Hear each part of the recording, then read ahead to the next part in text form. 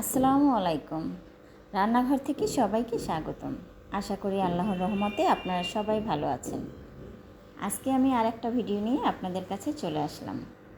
ভিডিওটা কেমন লাগলো অবশ্যই কষ্ট করে আমাকে একটা লাইক বা একটা কমেন্ট করে জানাবেন, ঠিক আছে? আজকে আমি ভুনা করেছি। এটা হচ্ছে কক মুরগি। আপনারা কী নামে ডাকেন আমি জানি না, আমাকে অবশ্যই একটা কমেন্ট করে বলতে পারেন। আসলে আমাদের এখানে আমরা বলি কক মুরগি এটা। তো আমি সেটা আজকে ভুনা করেছি। কিভাবে ভুনা করেছি সেটা অবশ্যই আপনারা যদি ভিডিওটা দেখেন তাহলে বুঝতে পারবেন। তো আমি প্রথমত একটা প্যানে তেল দিয়েছি পরিমাণ মতো। এখানে আমি পরিমাণ মতো তেল দিয়েছি। তার মধ্যে আমি পেঁয়াজ দিয়েছি 1 কাপ পরিমাণে, পেঁয়াজের পরিমাণটা একটু বেশি দিয়েছি। আর দিয়েছি একটা টমেটো, কুচি করে কেটে একটা টমেটো দিয়েছি এখানে। আর দিয়েছি গরম মশলা, তেজপাতা, দারচিনি, এলাচ, লবঙ্গ সব একসাথে আমি এখানে দিয়ে দিয়েছি।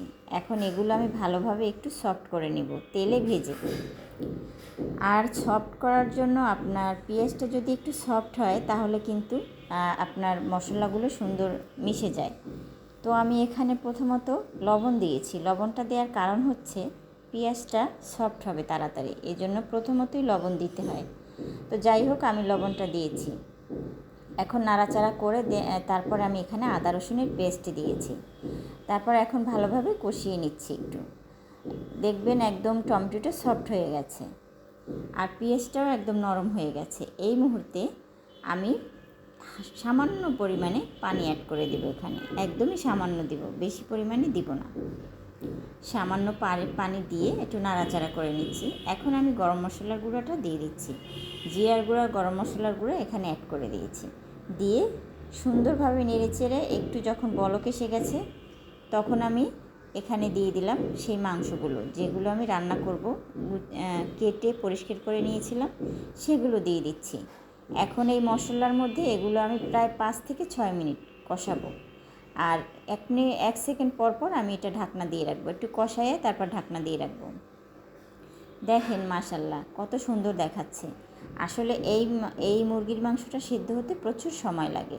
তো আমি এখন এটা ভালোভাবে কষিয়ে নিয়েছি। মাংসটা অনেকটা হয়ে গেছে, প্রায় এরকম একটা পর্যায়ে এসে গেছে। এখন আমি দিয়ে দিচ্ছি এখানে আপনার হলুদ 2 চামচ পরিমাণে, আর দিয়ে দিচ্ছি মরিচ, তাও 2 চামচের একটু বেশি দিয়েছি। তা আপনারা আপনাদের পছন্দ মতো যে যেরকম ঝাল খান সেরকম পর্যায়ে দিতে পারেন। তো আমার এরকম দিয়ে এখন ভালোভাবে নেড়েচেড়ে একদম কষিয়ে নিতে হবে, তেল বের না হওয়া পর্যন্ত এরকম কষাবো। আর একটা কথা, আমি কিন্তু জালটা একদম নিভা জালে দিয়েছি, নিভা না, একদম হাই জাল দেইনি।